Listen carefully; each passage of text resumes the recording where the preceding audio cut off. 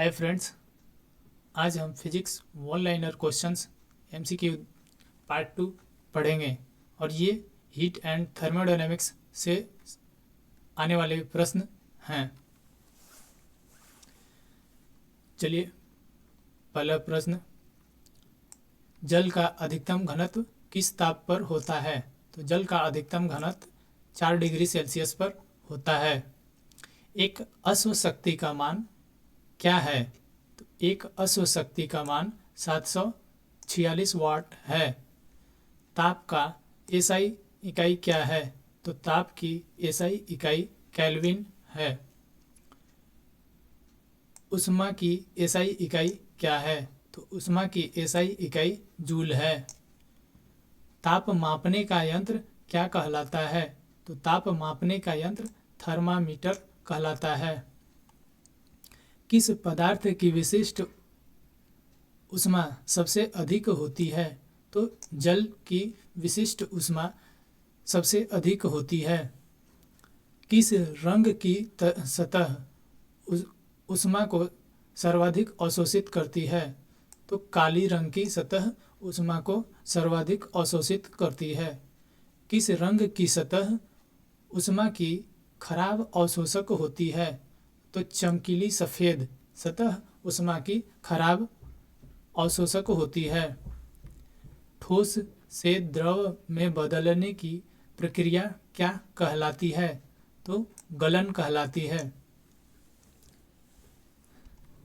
द्रव से गैस में बदलने की प्रक्रिया क्या है? तो वाष्पीकरण है। गैस से द्रव बनाने की प्रक्रिया क्या कहलाती है? तो ये संघनन कहलाती है। ऊष्मा संचरण में कितने तरीके होते हैं? तो ऊष्मा संचरण के 3 तरीके होते हैं। ऊष्मा संचरण के 3 तरीके कौन से हैं? तो चालन, संवहन, विकिरण, ये ऊष्मा के 3 तरीके हैं। सूर्य से पृथ्वी तक ऊष्मा कैसे पहुंचती है? तो ये विकिरण द्वारा सूर्य से पृथ्वी तक ऊष्मा पहुंचती है। कौन सी प्रक्रिया निर्वात में भी संभव है? तो विकिरण प्रक्रिया निर्वात में भी संभव होती है। उनसे उनके कपड़े सर्दी में गर्म क्यों रखते हैं?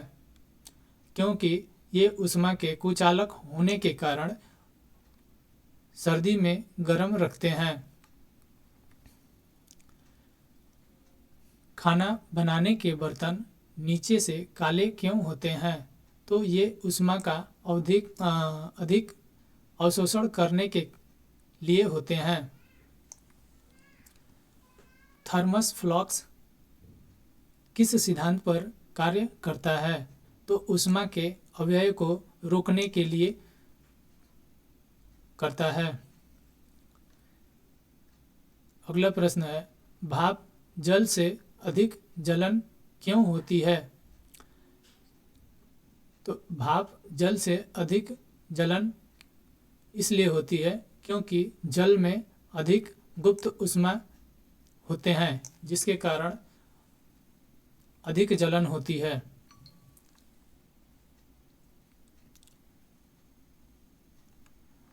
अगला प्रश्न है, 0 डिग्री पर बर्फ पिघलने पर तापमान क्यों नहीं बढ़ता है? तो ये आंसर है, ऊष्मा गुप्त ऊष्मा में बदल जाती है। किस पदार्थ में अणुओं की गतिज ऊर्जा सबसे अधिक होती है? तो गैसीय अवस्था में अणुओं की गतिज ऊर्जा सबसे अधिक होती है। ऊष्मा इंजन का कार्य क्या है? तो ऊष्मा को कार्य में बदलना ऊष्मा इंजन का कार्य है। रेफ्रिजरेटर का कार्य क्या है? तो रेफ्रिजरेटर का कार्य ठंडे स्थान से ऊष्मा निकालना है। ताप बढ़ने पर ठोस का क्या होता है? तो ताप बढ़ने पर ठोस का प्रसार होता है। किस धातु का प्रसार सबसे अधिक होता है? तो एल्युमिनियम धातु का प्रसार सबसे अधिक होता है। फ्रेंड्स, कल हम आपसे एक और नए चैप्टर के MCQ क्वेश्चंस के साथ फिर मिलेंगे। अगर आपको ये वीडियो अच्छी लगी है तो please like, subscribe and share ज़रूर करें और कमेंट करके बताएं कि आपको आने वाले चैप्टर में किस चैप्टर पर आधारित प्रश्न चाहिए। हम बनाने का ज़रूर प्रयास करेंगे। धन्यवाद।